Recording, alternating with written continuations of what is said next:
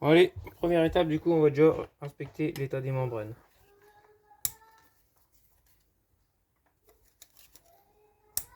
Bien appuyer hein, pour essayer de ne pas les foirer. Si on voit que ça vient pas, on prend un cliquet avec un embout qui va bien. On peut bien appuyer fort et on a plus de force. Ça évite de foirer les vis. Donc là, je vais regarder l'état des membranes. Avant de faire toute chose.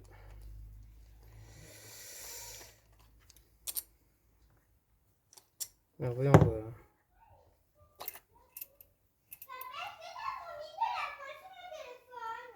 Oui, j'ai remis de la colle, cocotte. C'est la cyano. Bon, les membranes sont nickel. Hein. Je sais même pas si on va le démonter. C'est peut-être mieux quand même. Oh oui, on va le démonter. Il vient pas, dis donc. Pourquoi qu'il vient pas?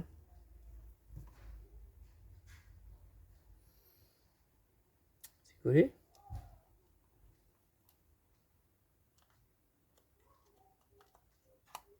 Normalement, il y a juste à tirer, le boisseau vient tout seul. Hein. On va pas tirer fort. Pourquoi il vient pas? C'est vrai qu'il est coincé le boisseau. Ouais, c'est collé.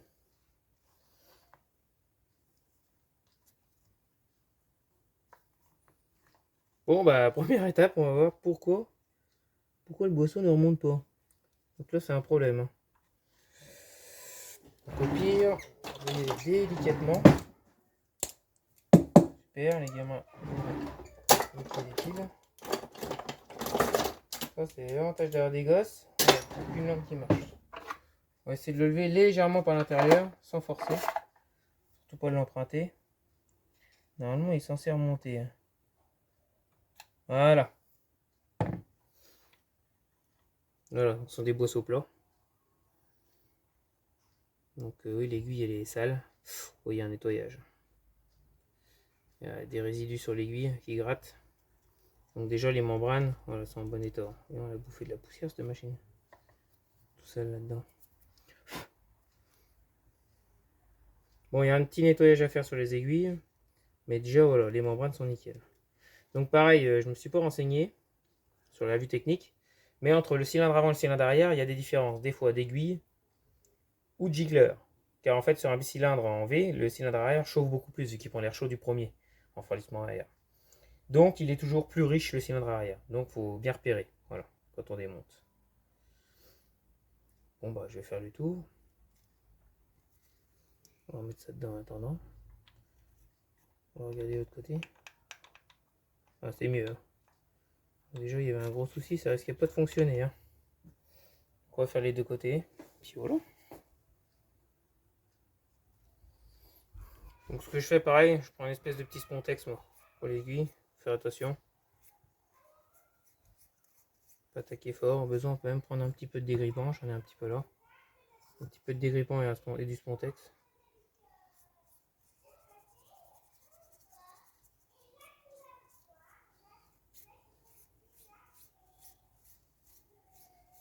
Après, ça, c'est ma technique à moi. Hein. J'ai beaucoup de techniques qui ne sont qu'à moi. Voilà, là, on sent plus rien. C'est nickel. Je pense pas que je vais dépasser à l'ultrason. Je vais regarder, c'est quand même pas trop sale non plus. Je vais démonter la cuve, je vais regarder dans l'état que ça sera.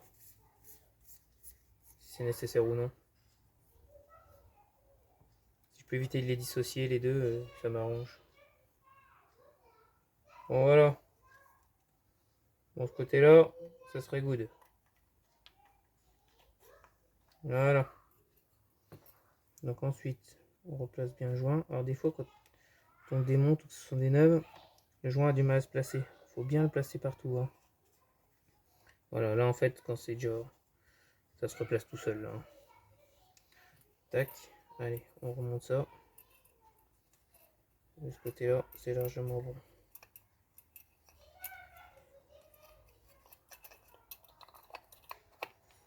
Voilà.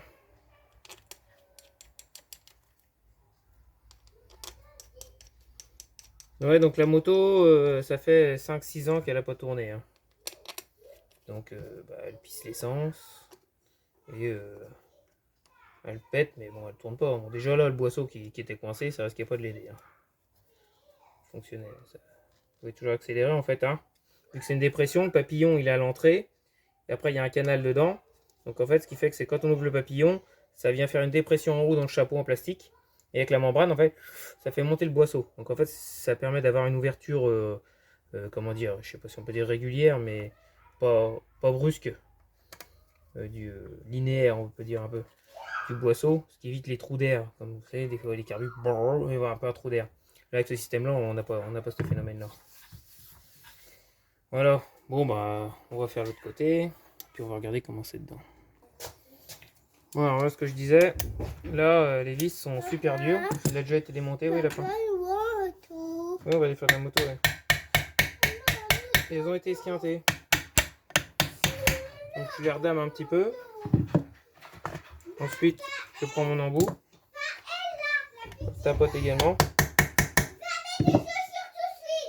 Et là, en fait, on a plus de force. Hein. Voilà. Si on fait poisson, on les foire. Là, elles sont vachement dures. C'est même beaucoup trop serré, ça. Voilà. Donc là, en fait, les vis, avec cette façon-là, elles viennent toutes seules. Et voilà, on les esquinte pas. Avec un tournevis, il y a vraiment toutes les chances de les foirer et de pas y arriver et de péter un plomb. Donc voilà la petite astuce qui va bien.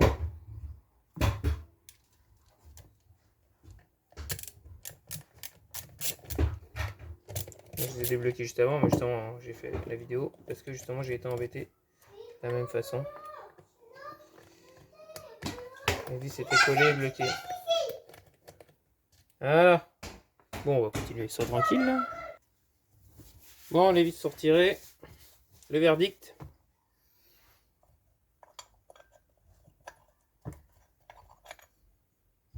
Voilà. Pas chouette, hein. Donc là, une espèce de croûte. Tout est encrouté. Donc, je sais pas s'il n'y avait pas de la roue dans le réservoir, mais c'est comme du caramel. Hein. Donc bah là, il y a un bon nettoyage. Tous les gicleurs, tout est tout noir.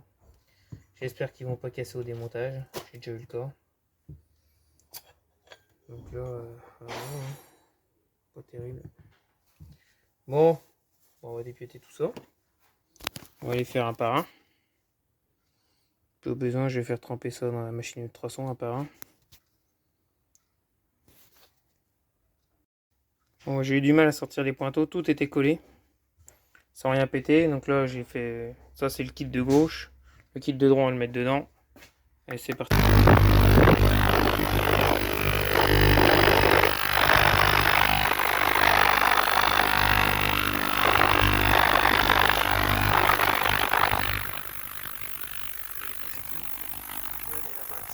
J'ai acheté ça, il me semble, une 60aine d'euros. Une petite machine à ultrasons. J'avais pris celle-là parce que du coup, je crois qu'il y a une capacité à peu près d'1 litre.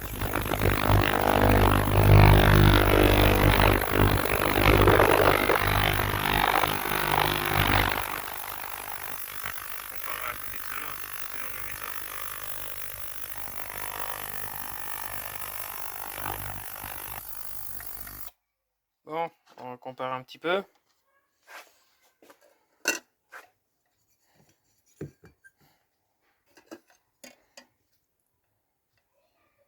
Ça a l'air déjà un peu plus propre. Hein. On va essayer de trouver les gicleurs. Donc je mets du vinaigre blanc, moi, hein. De l'alcool blanc.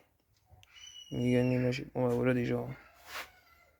Donc après un coup, une séance, la différence.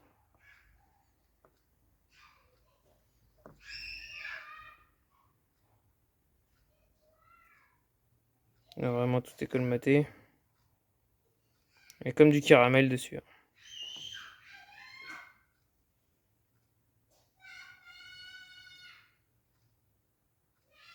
Là, petite mise au point là.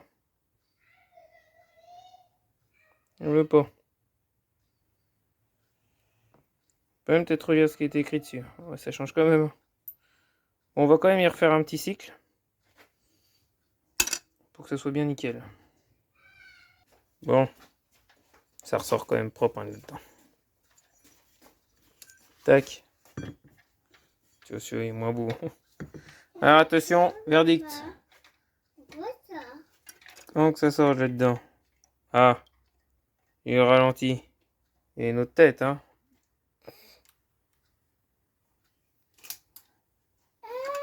C'est pas ça. Le pointeau, tout neuf. Qu'est-ce qu'il y a d'autre? Est-ce que je devrais mettre des gants? Ça me pique. On va le frotter un petit coup, ça, mais c'est pas mal. Bon, bah voilà.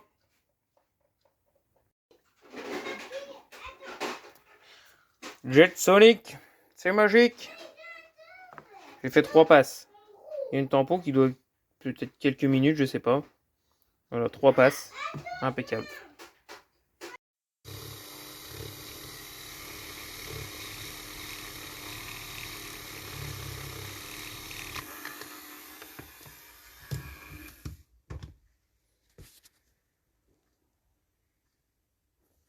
On a soufflé, c'est bien ramené depuis. Hein.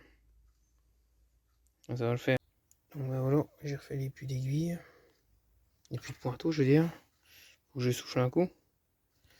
Donc avec des petites Dremel et brosses. Et à la fin avec une petite fraise. Je repasse légèrement dans le petit pointeau tout au fond. Au fond du puits, je veux dire.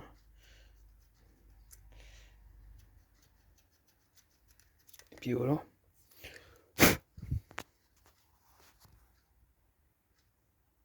Ça devrait le faire. Pour pas cher, ça rime. Ça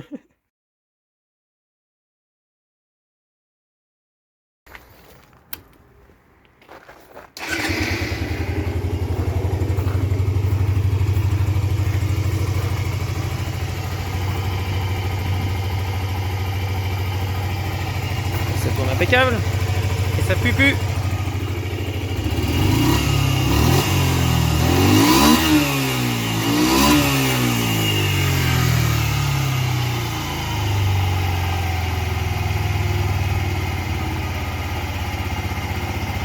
Et ben voilà. C'est réparé.